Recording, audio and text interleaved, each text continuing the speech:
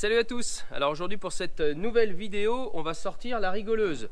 Notre engin de mort que nous avions refait déjà il y a quelques temps, vous pouvez voir la vidéo là-haut, je vais vous la remettre en lien. Donc on n'a jamais pu passer, c'était beaucoup trop humide, donc elle n'a pas servi. Là on vient de finir les poids de printemps, donc je vais atteler le 946 sur la rigoleuse. Je vais regresser, rechecker un petit peu tout si de l'huile dans le boîtier, normalement je l'avais fait la dernière fois mais c'est bon. Et puis après on attaque. Allez c'est parti, on attelle ça. Alors en fait la prise de force, la sortie de prise de force est juste derrière le crochet d'attelage, le crochet lemoine. Donc je vais enlever ce crochet là, enlever la barre de tir et le troisième point parce que vous avez pu voir que elle était connectée en fait à une chaîne, bras de relevage inférieur et la chaîne. Donc le troisième point ça sert à rien.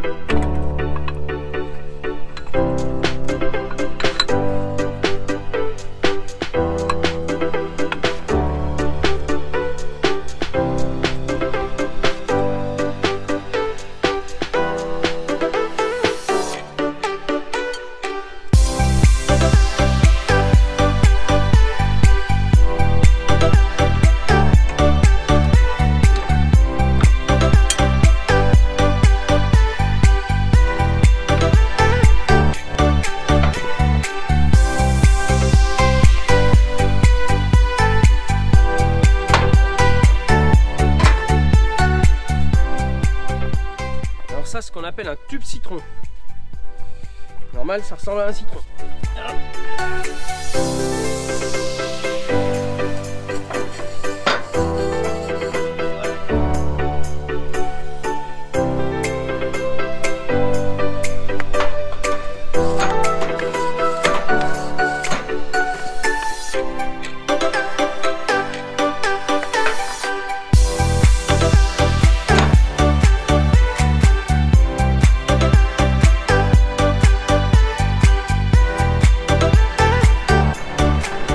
Et voilà, le cardan est mis.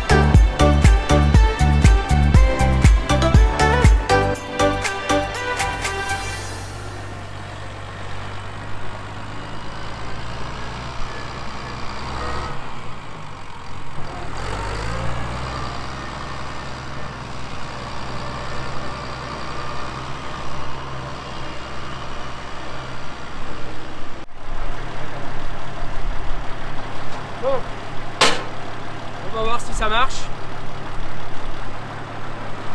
Donc là tout avait été graissé la dernière fois en fait.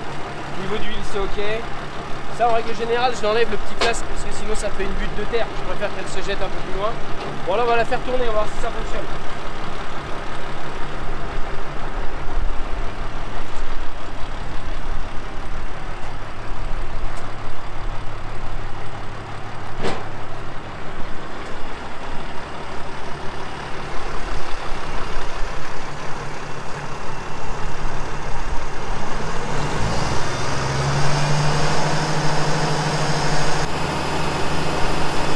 Donc en 540 tours évidemment, il n'y a pas de vibration, rien du tout, ça me paraît d'être nickel. Vous voyez le sens de rotation, inverse des aiguilles d'une montre, ça vient chercher la terre comme ça l'envoie comme ça pour la projeter par là. Et vous allez voir les couteaux, ils ont un sens justement pour emmener cette terre là. Je vais éteindre la prise de force.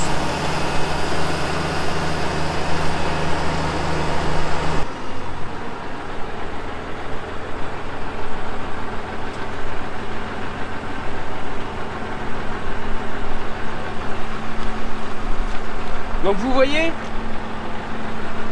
donc le sens des couteaux, ça vient chercher là tout simplement la terre, et ça vient l'arracher.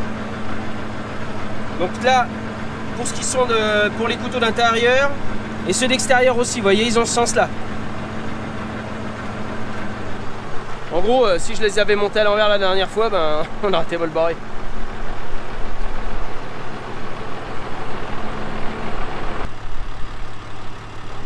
Ciao bambino!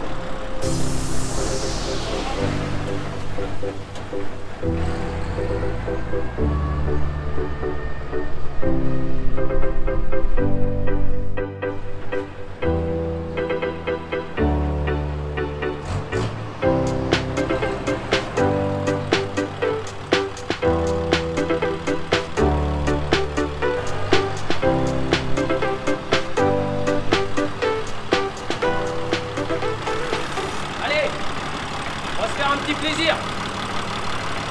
J'adore dans ce tracteur, c'est de pouvoir lui enlever l'échappement.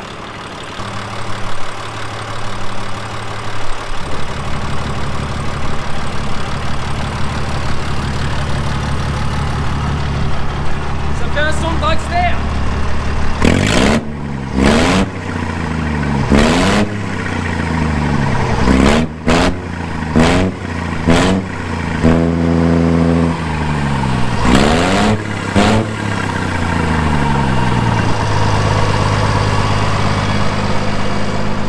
On s'amuse vraiment de rien.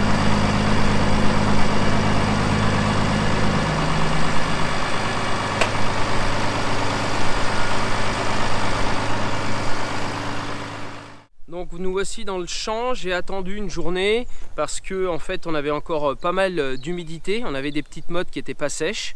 Ce matin on a passé un petit coup de rouleau Cambridge dans les endroits où c'était beaucoup plus motu. En fait pourquoi il y a de la motte? Parce que tout simplement il y avait de l'eau, j'avais pas eu le temps de tirer des rigoles.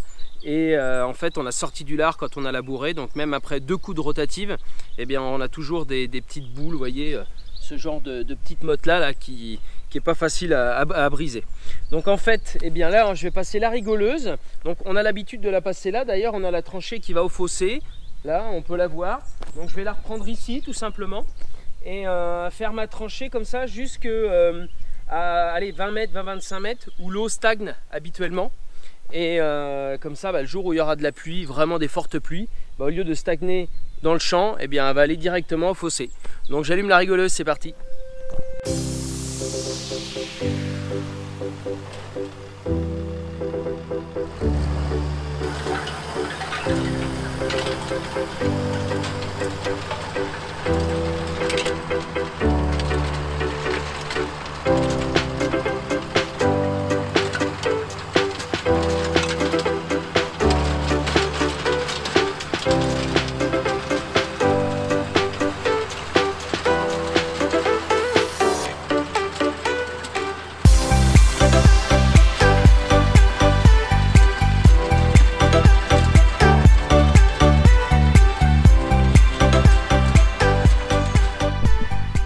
Pas facile parce que les dents sont toutes neuves, alors ça secoue un peu.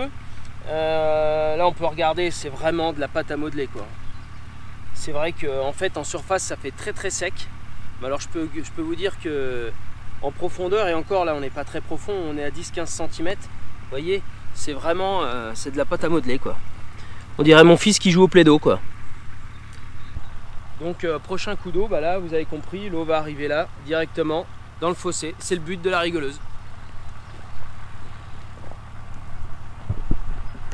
Alors en fait vous voyez il y a un petit capot ici et le problème c'est que si je le mets, là ça va me faire une grosse butte de terre. Alors c'est pour ça que je l'enlève pour qu'elle s'éjecte le plus loin possible et que ça m'évite de me faire un petit buton de terre tout le long de la rigole. Déjà que ça secoue à chaque fois qu'on passe avec un tracteur ou enfin le pulvérisateur ou l'épandeur à engrais. Donc l'intérêt c'est de pouvoir étaler la terre et de l'envoyer le plus loin possible. Donc c'est pour ça que je ne mets pas le déflecteur.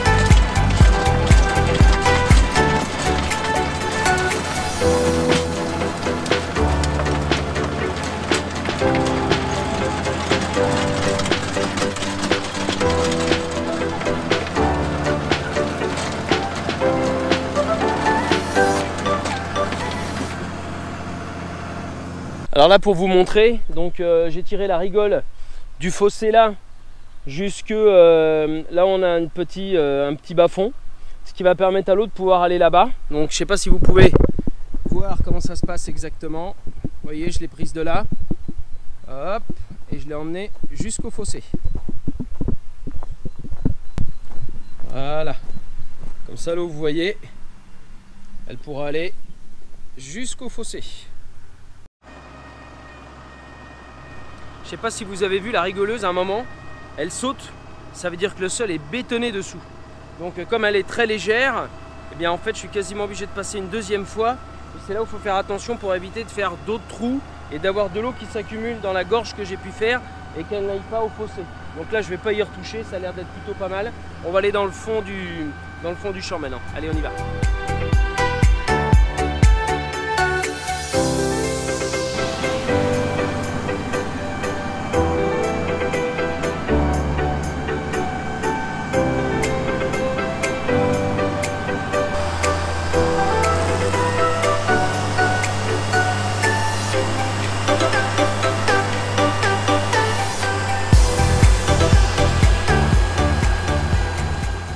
Juste pour vous montrer, en fait, je suis dans le fond là, de la parcelle. Et en fait, tout le long, il y a un étang là-bas. Et je peux vous assurer que c'est un nid à sanglier. Alors, ce qu'on a fait, c'est qu'on a laissé une jachère ici. Où en fait, les sangliers viennent manger, viennent gratter à l'intérieur. Et en règle générale, me laissent toute la parcelle tranquille.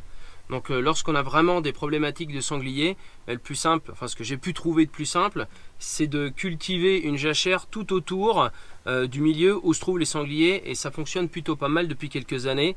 Et en plus c'est assez sympa, ça fait un beau couvert, c'est plutôt cool.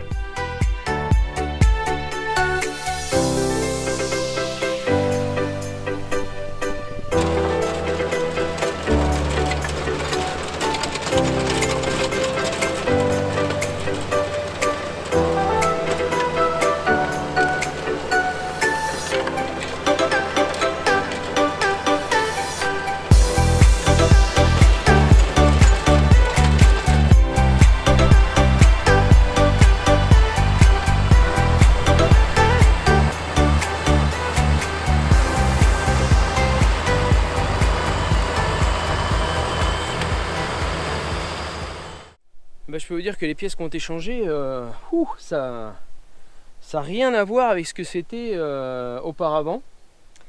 Alors ce qui se passe, c'est que comme il n'y a pas de troisième point et c'est qu'une chaîne, c'est pas facile pour la rigoleuse de garder une profondeur toujours nickel. Donc je suis obligé de jouer un petit peu avec les bras de relevage. Puis ce qui s'est passé aussi, c'est ce que je vous ai expliqué tout à l'heure. En fait, c'est ultra bétonné dessous. C'est pour ça que des fois on la voit sauter. Mais bon, en règle générale, mes rigoles sont pas trop mal, je suis plutôt content. Donc maintenant, tout est prêt. Notre champ de pois de printemps est nickel. Il a été roulé dans les endroits où il y avait de la motte. Il a été traité. Maintenant, on n'attend plus que la pluie. Alors vous voyez, une vidéo assez courte, mais depuis le temps qu'on l'attendait cette rigoleuse, depuis le temps que je voulais la faire travailler avec le 946, je vous avoue, c'est la première fois que je le fais avec ce tracteur-là. Bon, c'est pas facile parce que comme on n'a pas le boule d'attelage, ça vient directement se fixer sur les axes des bras inférieurs du tracteur. C'est pour ça que ça bouge beaucoup et c'est pas très pratique. Mais bon, c'est vrai que quoi qu'il en soit, ce petit 2 roues motrices 90 chevaux, ça suffit largement pour emmener la rigoleuse. Alors j'espère que ça vous a plu et je vous dis à très vite pour de nouvelles aventures sur ma chaîne de ProDeal Center. Et n'oubliez pas le petit pouce bleu. Ciao les amis.